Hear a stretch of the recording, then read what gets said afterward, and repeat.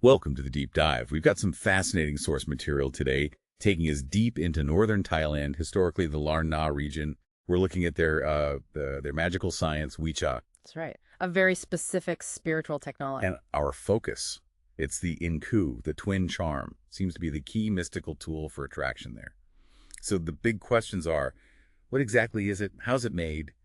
And crucially, how does the tradition keep its power, well, harmonious? Okay, so first, you got to understand the foundation, the cosmology. The In Koo isn't just, a trinket. It's always shown as these two figures, sort of stylized, locked in this intimate embrace. Yeah. And that image, it's the local way of showing the Dep Imge, the embracing deva.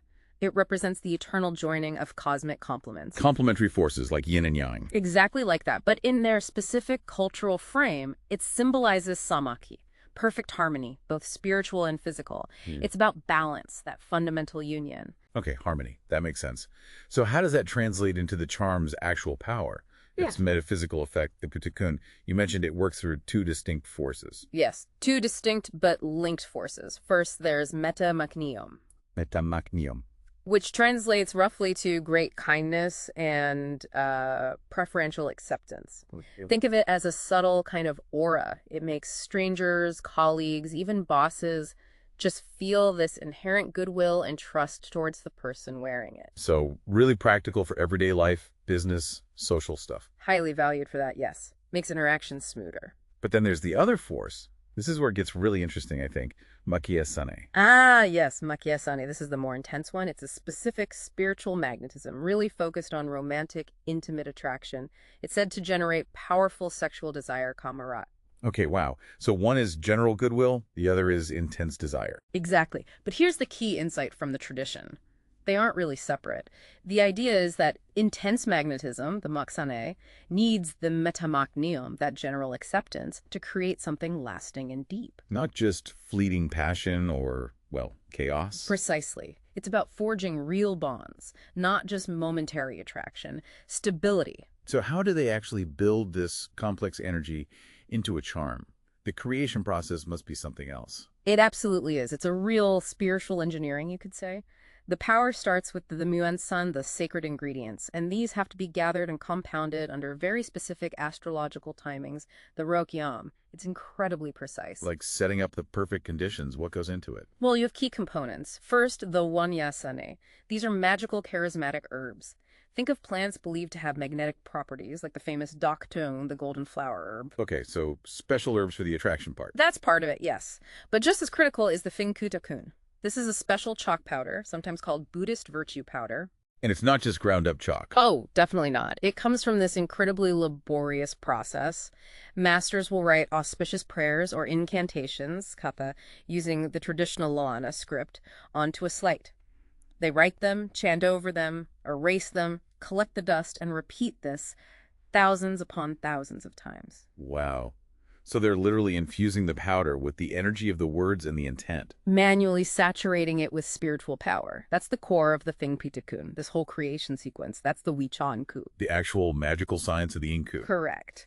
And then comes the final step, the activation, the Piti Pliksek ceremony. Here, the master performs specific kata, again, many times, invoking celestial aid and essentially breathing life. That's what pluksek means into the finished charm. It sounds incredibly demanding. A lot of responsibility on the maker. Immense responsibility. And that connects directly to the ethics of it all. This tradition, the In Koo practice, it follows what's called the Sayaka. The white lineage. Yes, the white lineage. And it's very clear. The charm's power, its effectiveness, it relies heavily on the wearer's behavior, their ethics. Ah, so it's not just about having the charm. The user has a role. A critical role. The absolute baseline requirement is silafe, moral rectitude, basic goodness, essentially. And if the wearer strays, uses it badly. The power fades quickly. If you use it for deceit, manipulation, unwholesome actions, the charm's energy just diminishes. It's like a built-in safety mechanism. A self-correcting spiritual tool. That's fascinating. It ensures the power aligns with benevolent intent. And to keep it potent, the wearer needs to engage daily. Daily puja worship or offerings. What kind of offerings? Elaborate rituals. Often very simple, maybe just a single stick of incense, or offering some sweets or perfume, things that symbolize the sweetness and attraction, the sane. they're seeking. Simple but consistent. Consistency is key. And respect. The charm must always be worn respectfully and never below the waist. Plus, there's usually a daily katha the wearer needs to recite to maintain that connection, that energy flow. So pulling it all together, the In Koo is this really intricate spiritual technology. It blends that intense magnetism with general goodwill. Right. And its power hinges just as much on the sacred materials and the master's ritual work as it does on the user's own ethics, their own conduct. It really makes you think, doesn't it? The tradition insists that true, lasting attraction is tied to ethical behavior. It poses a question for all of us, really. When you seek influence or connection or power in your own life, how much thought do you give to ensuring your own intentions, your own foundation is fundamentally good, is benevolent? That's definitely something to mull over. You can look into the work of specific masters who really embodied this, like Kru Ba Wang. He was known for perpetuating this exact synthesis, incredibly powerful love talismans, but always within that strict ethical framework of the Larnao tradition. Proof, perhaps, that real power and high morality don't just coexist, they might actually depend on each other.